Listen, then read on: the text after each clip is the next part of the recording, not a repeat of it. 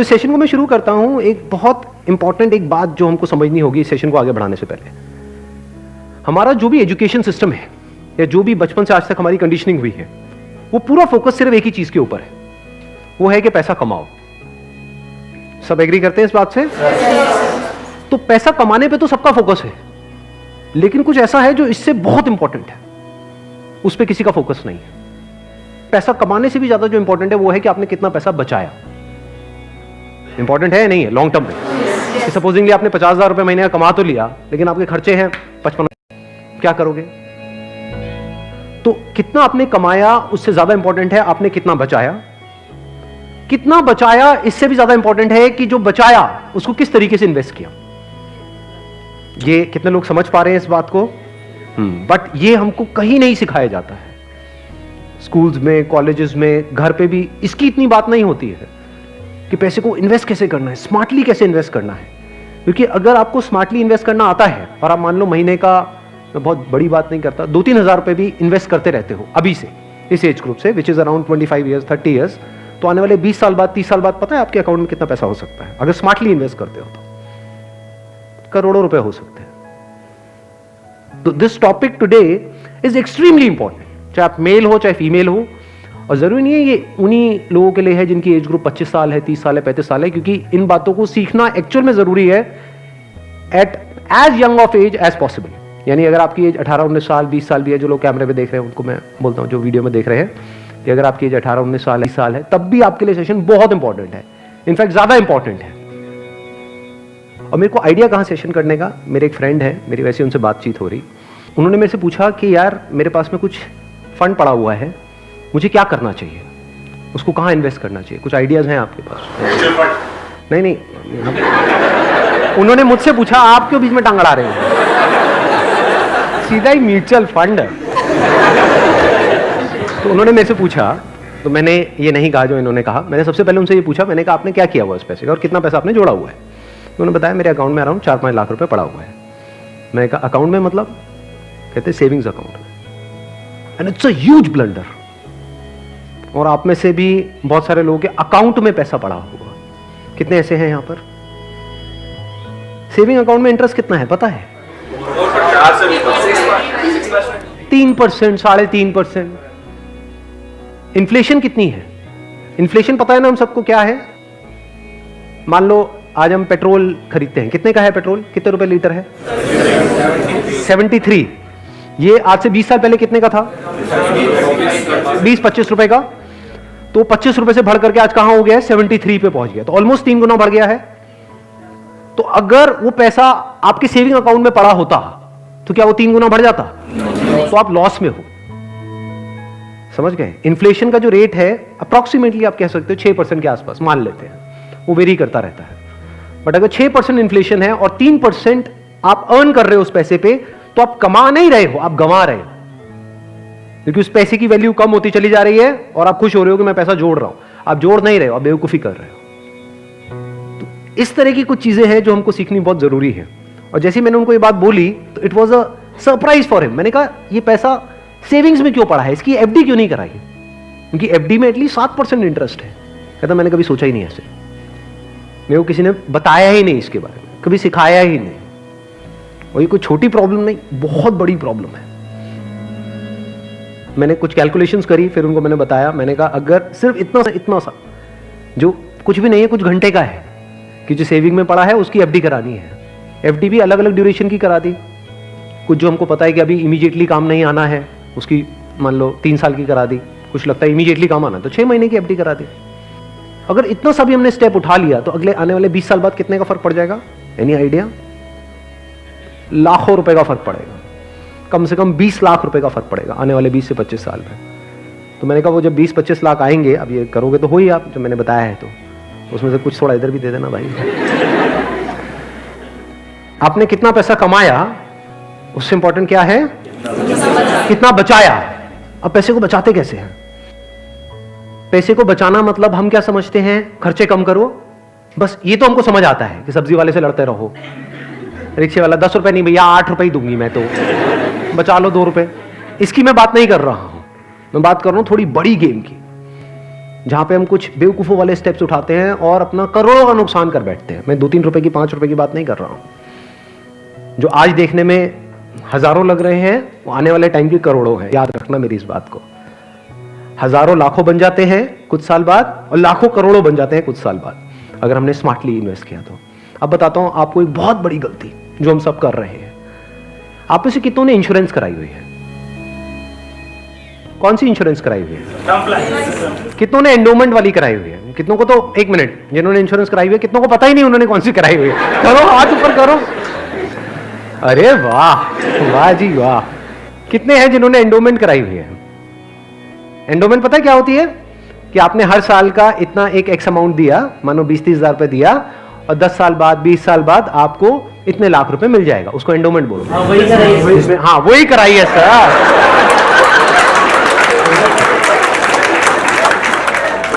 क्या sir endowment पेंडोमेंट बोलते हैं? सीधी बात करो ना। इंश्योरेंस का मतलब लोग यही समझते हैं इंडिया में कि हर साल का इतना पैसा जाना है, इतना प्रीमियम जाएगा, 20,000, 30,000, 40,000, और 20 साल बाद आपको इतने लाख रुपए मिल जाएगा। मान लो 20 लाख रुपए मिल जाएगा, जो सुनने में बड़ा अट्रैक्टिव लगता है। बेवकूफों वाला स्टेप है ये। कितनों ने टर्म इंश्योरेंस कराई हुई है? हार्डली 3 या 4 या 5 लोग। कमाल जी कमाल। देख लो कितना बड़ा ब्लंडर है ये अभी आप सपने में भी नहीं सोच सकते। और ये आपको कोई नहीं बताएगा, ना कोई बैंक वाले बताएंगे, ना कोई इंश्योरेंस एजेंट बताएगा, ना आपका कोई दोस्त बताएगा, क्योंकि जब पैसा बीच में आ जाता है तो यारी दोस्ती सिर्फ नाम की होती है। दारू पी रहे हो और तुम मेरा भाई है, मैं तेरे साथ में कभी कुछ गलत नहीं कर सकता, ले तू एंडोमेंट करा, और तू मेरे पे छोड़ दे यार।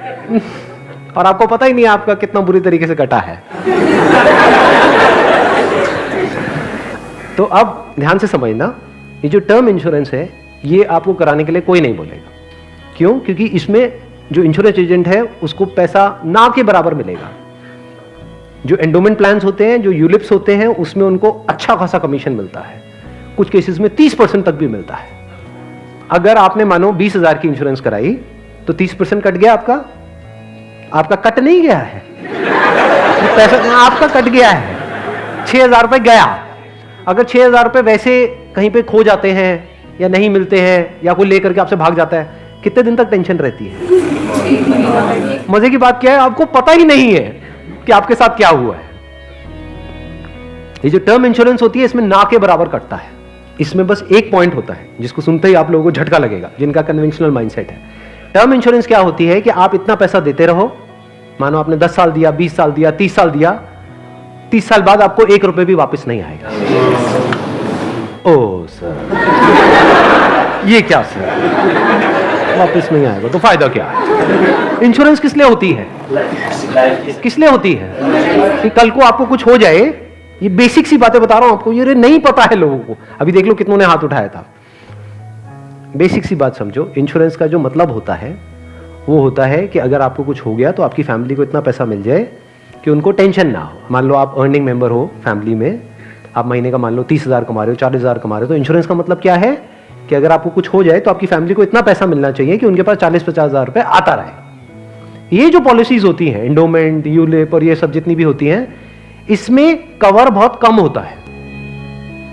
कवर का मतलब समझते हैं हम? कवर मतलब लाइफ कवर, जितने की कवरेज हुई है।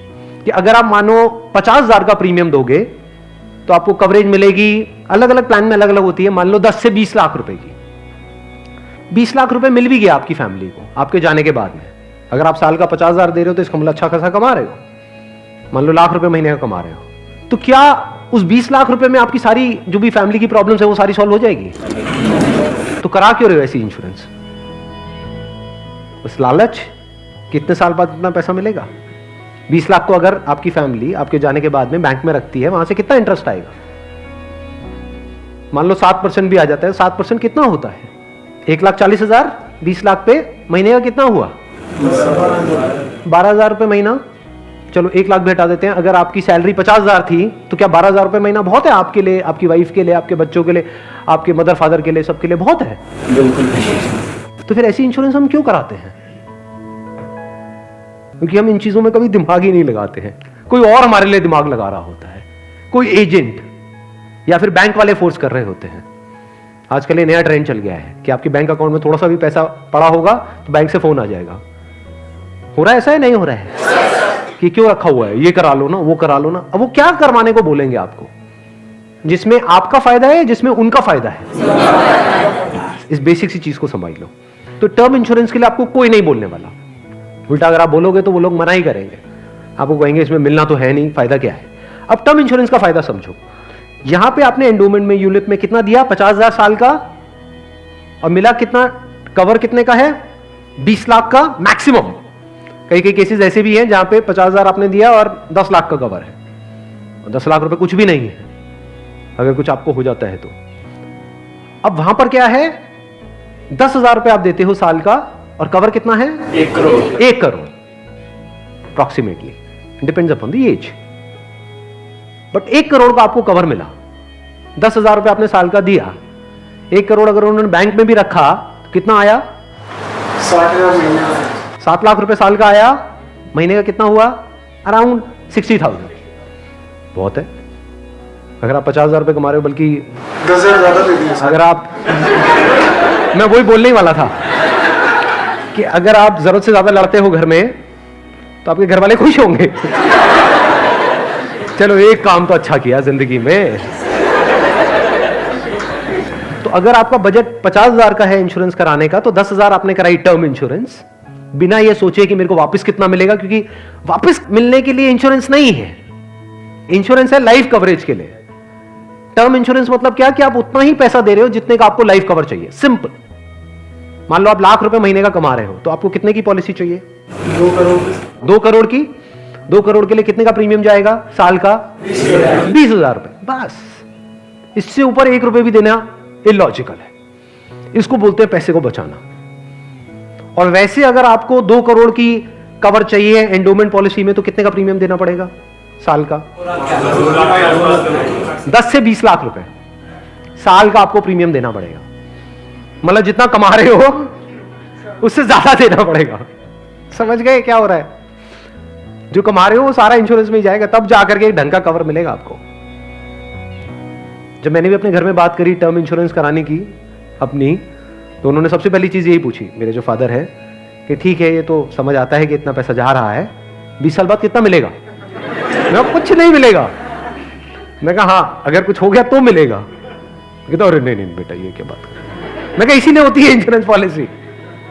मिलेगा। इस तरह से आप ज्यादा से ज्यादा कवर ले सकते हैं। Health insurance sir, health insurance is must. आज के टाइम में बहुत जरूरी है। नहीं तो होगा क्या, आपने पैसा बचाया, मान लो बहुत एफर्ट किया, बहुत मेहनत करी, पता नहीं क्या क्या करा, और एक एक्स अमाउंट आपने बचा भी लिया। 10 साल 20 साल काम करके मान लो 10-20 लाख रुपए आपने बचा लिया, किसी तरीके से सेव कर लिया, और अगर कोई बीमारी हो गई तो कितनी देर लगेगी उस पैसे को खत्म होने में? हफ्ता, 10 दिन, 15 दिन। कितने लोग प्रैक्टिकली मेरी इस बात से रिलेट कर पा रहे हैं? सब कर पा रहे हैं। और कितनों ने हेल्थ इंश्योरेंस कराई हुई है? रिलेट सारे कर पा रहे हैं, लेकिन हार्डली आधे लोग ऐसे हैं जिन्होंने एक्चुअल में अपनी हेल्थ इंश्योरेंस कराई हुई है। और हेल्थ इंश्योरेंस भी मुझे लग रहा है ज्यादातर ने तो नाम के लिए करा रखी होगी। कितना कवर है? क्योंकि अगर आप कवर ज्यादा भी लेते हो तो प्रीमियम आपको बहुत ज्यादा नहीं देना पड़ता है, मार्जिनली एक्स्ट्रा होता है। उसमें आपकी पूरी फैमिली कवर हो जाती है। मतलब आप, आपकी वाइफ, आपके बच्चे सारे कवर हो जाते हैं। इसको आप हेल्थ इंश्योरेंस कहो, मेडिकल इंश्योरेंस कहो, मस्ट है ये होनी ही चाहिए। ज्यादातर ऐसे केसेस में क्या होता है, जिन्होंने कोई हेल्थ इंश्योरेंस अपनी नहीं कराई होती है, क्योंकि आप छोड़ तो सकते नहीं उस पर्सन को जो हमारे साथ में है, या खुद अगर कुछ हो गया तो अब अपने आप को ये तो नहीं कह सकते कि हाँ मर दें। तो ऐसे में क्या होता है, एक तो सेविंग्स आपकी खत्म होती है बड़ी तेजी से, दूसरा क्या खत्म होता है, और क्या होता है, लोन लेना पड़ेगा, उधार लेना पड़ेगा। उस उधार को चुकाने का मतलब क्या है कि आप कभी जिंदगी में दोबारा सेव कर ही नहीं सकते। समझ रहे हो प्रॉब्लम कितनी बड़ी है और कितनी कॉम्प्लिकेटेड है ये, कि मतलब जिंदगी में कभी आप पैसा जोड़ ही नहीं पाओगे, क्योंकि जो कमाओगे अब वो सारा उधार चुकाने में लगता रहेगा। या तो आप लोन लोगे बैंक से, या अपने किसी दोस्तों से, यहां से वहां से, जिससे भी लोगे, और नहीं दोगे उनको वापस तो दोस्ती खराब करोगे। और एक और जब बात यहां तक आई है तो एक और चीज, एक और गलती हम करते हैं, we want to make quick money. उससे हमेशा बच करके रहो। जहां भी क्विक मनी की बात हो रही हो, भैया इतना पैसा लगा दो, इतने टाइम में इतना पैसा मिल जाएगा, ये हो जाएगा वो हो जाएगा, वहां से भाग जाओ, उल्टे हो जाओ और भाग जाओ वहां से, रुकना मत गलती से भी। ऐसी बहुत सारी स्कीम चल रही है मार्केट में, अनलिमिटेड, और करोड़ों लोगों ने अपने पैसे गंवाए हैं इन चक्करों में। अब आते हैं एक दूसरे एस्पेक्ट पे कि चलो हमने स्मार्टली पैसे को जोड़ा। कब जोड़ा? जब फालतू की जगह पे हमने पैसे को ब्लॉक नहीं किया। जैसे अगर आपने कोई एंडोमेंट प्लान ले लिया इंश्योरेंस का, जहां पे आपका साल का 50,000 रुपए जा रहा है, तो 50,000 रुपए तो आपका ब्लॉक हो गया अगले 20 साल के लिए। समझ गए ना? तो हमने वहां पे स्मार्टली प्ले किया, टर्म इंश्योरेंस कराई, वहां से पैसा बचाया। तो अभी जो पैसा बचा, इसका हम क्या करें? क्या सेविंग अकाउंट्स में पड़ा रहने दें? No use. वो आपका पैसा बढ़ नहीं रहा है, एक्चुअल में कम हो रहा है। वहां पे जो आपके पैसे पड़े हुए हैं वो 10 साल बाद और कम हो जाएगी उसकी वैल्यू।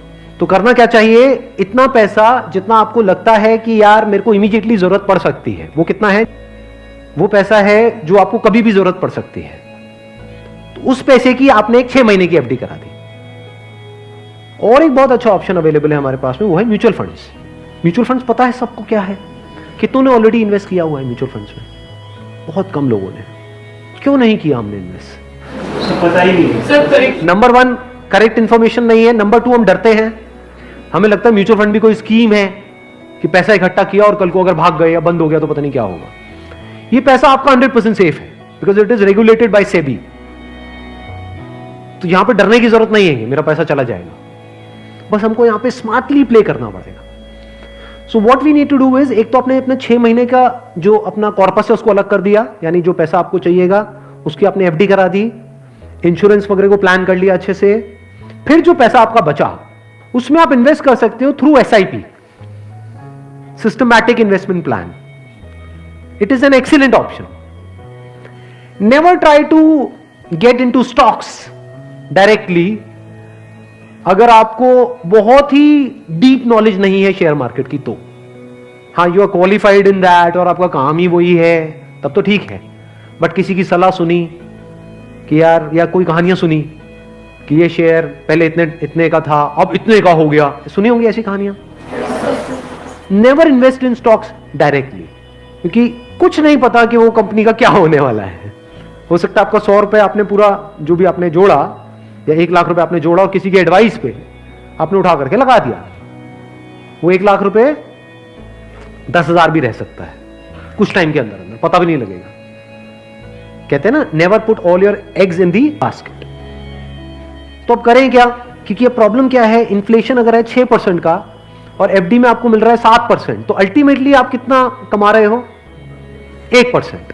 1% से क्या होगा? करोड़पति बन जाओगे? इम्पॉसिबल। तो आप क्या कर सकते हो, अपना आधा पैसा सेफ जगह पर रखो। सेफ जगह क्या है? एफडी हो गया। एफडी में भी एक और चीज है जो बहुत लोगों को नहीं पता है।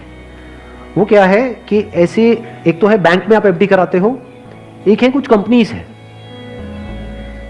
जो क्रिसिल से या इकरा से, ऐसे ये कुछ ऑर्गेनाइजेशंस हैं, वहां से AAA रेटेड है। AAA रेटेड का मतलब होता है highly secure, as secure as a bank. वहां पर अगर आप एफडी कराते हो तो आपको 9% तक का इंटरेस्ट मिल जाता है।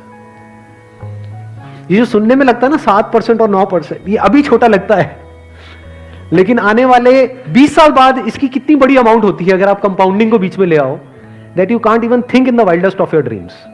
कंपाउंडिंग कितने लोगों को पता है? बहुत कम को। देखो, कंपाउंडिंग मतलब होता है जो हमको इंटरेस्ट मिलता है हमारे पैसे पे, जहां भी हम इन्वेस्ट करते हैं, उस इंटरेस्ट पे भी तो इंटरेस्ट मिलता है ना। मान लो आपने 100 रुपए इन्वेस्ट किया, 1 साल बाद 20% की रिटर्न आई, तो अगले साल 120 पे 20% मिलेगा। कितना हो गया? 144। उसके अगले साल 144 पे 20% मिलेगा, 100 पे नहीं मिलेगा। और जब इसको आप इस तरीके से देखते चले जाओगे तो ये फिगर देखने में छोटी लगेगी, शुरू छोटे से होएगी, शुरू होएगी 2-3 हजार 5 हजार से, ये करोड़ों में पहुंचने में देर नहीं लगेगी।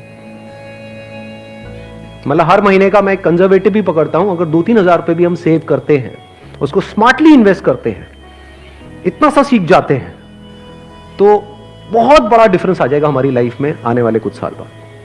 Huge difference. तो आपको दिमाग ये लगाना है कि लॉन्ग टर्म में बेस्ट पॉसिबल ऑप्शंस क्या क्या अवेलेबल है। जैसे आप में से कितने हैं जो मैरिड हैं और जिनकी कोई डॉटर है, तो एक गवर्नमेंट की तरफ से एक स्कीम है सुकन्या योजना करके, सुना है इसके बारे में? That is an excellent investment option, government की तरफ से सब्सिडाइज्ड है वो, तो वहां पे आप एक्सपेक्ट कर सकते हो 9% की रिटर्न जो गवर्नमेंट की तरफ से मिल रही है आपको, और हर साल का आपके ऊपर है आपको कितना इन्वेस्ट करना है। हाईएस्ट लिमिट 1.5 लाख की है, बट आपके ऊपर है, किसी साल में आपने 10,000 कर दिया, कभी 20,000 कर दिया, ऐसे आप करते रहे over a period of next 15-20 years, उसके बाद में एक बहुत बड़ा कॉर्पस उसको मिलेगा अपने एजुकेशन के लिए या किसी भी चीज के लिए, फ्यूचर के लिए।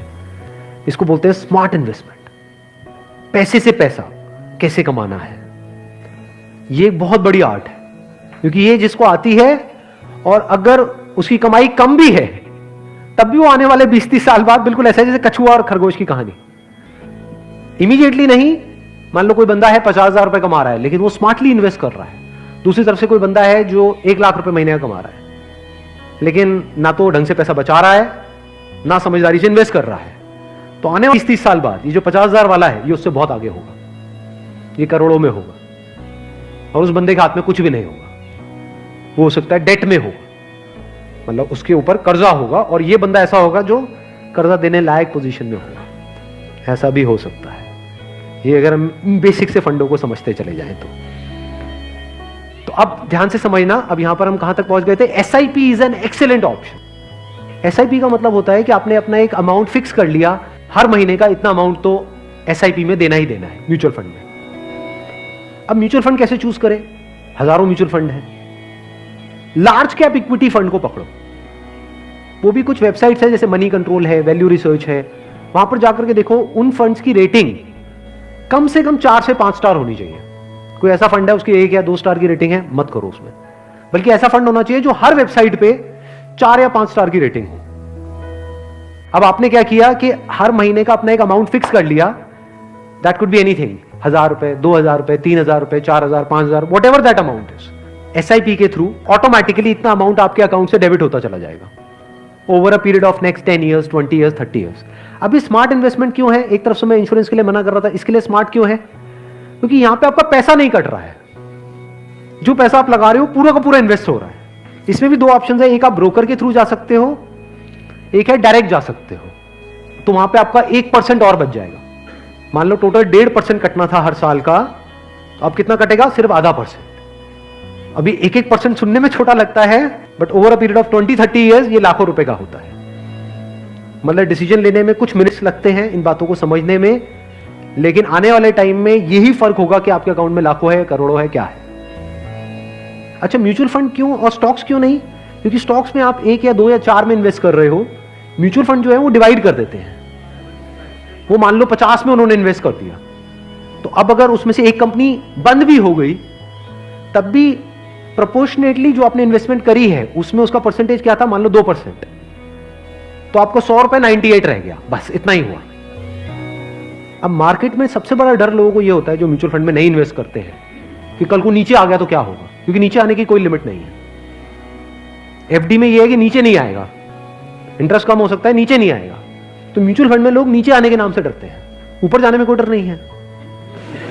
अगर गारंटी मिल जाए कि भैया साल का इतना % तो आना ही आना है और आता ही रहेगा जिंदगी भर, तो कोई डर ही नहीं है, फिर तो सारे लगा देंगे। बट कोई गारंटी नहीं है ना, और नीचे भी जा सकता है।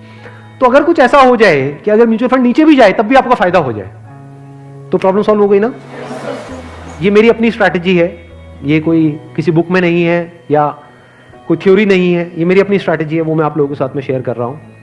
आपको क्या करना है, मोटा मोटा स्टॉक मार्केट को ट्रैक करना है, हफ्ते में 1 दिन देख लो कि अभी कितने पे चल रहा है। मान लो एक पीक है, पीक अभी मान लो 40,000 है, अभी मार्केट चल रहा है अराउंड कितना? 36, 37 के अराउंड चल रहा है। तो मेरी स्ट्रैटेजी क्या है, जैसे ही मार्केट 20% से नीचे गिर जाए कि मार्केट की ये पीक है, मान लो 40,000 है, अब मार्केट 30,000 पे आ गया है, तो आपने क्या किया? पहले इन्वेस्ट किया हुआ था एसआईपी में, लार्ज कैप्स में, आप इमीडिएटली जैसे ही मार्केट 30 पे आई आप स्विच कर गए मिड कैप में, not even in small cap, mid cap. अब ऐसा क्यों किया? क्योंकि जब मार्केट 20% टूटेगा, सेंसेक्स का मतलब लार्ज कैप्स जो बड़ी कंपनीज हैं, जब मार्केट 20% टूटेगा यानी बड़ी कंपनीज के जो शेयर्स हैं वो 20% से टूटेंगे, तो जो छोटी कंपनीज हैं उनके शेयर्स 50 से 60%, 70% तक टूट जाएंगे। तो जब वो 60% टूटा तो 100 की चीज आपको कितने में मिल गई? 50 में या 40 में। तो जब मार्केट नीचे भी गया तो आपका फायदा हो रहा है। ये स्ट्रैटेजी समझ आ गई? वापस से जैसे ही मार्केट जो भी लास्ट उसकी पीक थी, मान लो 40,000, उससे 20% ऊपर गया, तो मिड कैप से आप स्विच कर गए वापस से लार्ज कैप में। ये स्ट्रैटेजी जो है ये मैंने सीखी है वॉरेन बफे से। उनका जो बेसिक सा फंडा है, मतलब अगर एक लाइन के अंदर बोला जाए, वो क्या है कि जब मार्केट बहुत ज्यादा ग्रीडी हो तो डरो, और जब मार्केट डरा हुआ है तो ग्रीडी हो जाओ। बेसिक सा फंडा है। मतलब जब सब डरे हुए हैं तो थोड़े से लालची हो जाओ, और जब सब लालची हो रहे हैं, मतलब मार्केट ऊपर भाग रहा है, तो डरने लग जाओ। तो लार्ज कैप में डर कम है, मिड कैप में डर ज्यादा है। तो जैसे ही मार्केट नीचे जाएगा, मिड कैप को सब छोड़ देंगे, उस वक्त आप उसको पकड़ लोगे। तो अब चाहे मार्केट ऊपर उठे तब भी आपका फायदा है, नीचे गिरे तब भी आपका फायदा है। आप वेट कर रहे हो, मैं आज एक्चुअल में वेट कर रहा हूं। लोग हैं डरते हैं, जो म्यूचुअल फंड में इन्वेस्ट करते हैं, स्टॉक्स में इन्वेस्ट करते हैं, लोग डरते हैं कि मार्केट नीचे ना आ जाए, मार्केट ऊपर। मैं वेट कर रहा हूं, जाए तो सही नीचे। समझ गए? क्योंकि लार्ज कैप टूटेगा 20%, तो मिड कैप टूट जाएगा 60%। तो मेरा 100 रुपए लगा हुआ था तो 80 रह जाएगा, उस 80 को उठा करके मैं मिड कैप में डाल दूंगा, फिर आराम से बैठ जाऊंगा कुछ सालों के लिए। जैसे ही मार्केट ऊपर जाएगा, मतलब लोग लालच से तड़प रहे हैं, तब जैसे ही 20% ऊपर गया, मान लो 48,000 पे गया, मिड कैप से हट करके मैं आ जाऊंगा लार्ज कैप में, वापस से सेफ हो गया। अब जो नया पीक बन गया वो क्या बन गया? 48,000। आज की रेट में क्या है? 40,000। अब 48,000 पे 2020 चलेगा। आ गया गेम समझ में? तो यहां से आप पीसफुल हो, नहीं तो लोग डरे ही रहते हैं, म्यूचुअल फंड के नाम से डरते हैं। क्यों डरते हैं? अरे कम हो रहा है, कम हो रहा है, कम हो रहा है। कम हो रहा है तो बढ़िया है, तब भी आपका फायदा है, और बढ़ रहा है तो फायदा है ही है।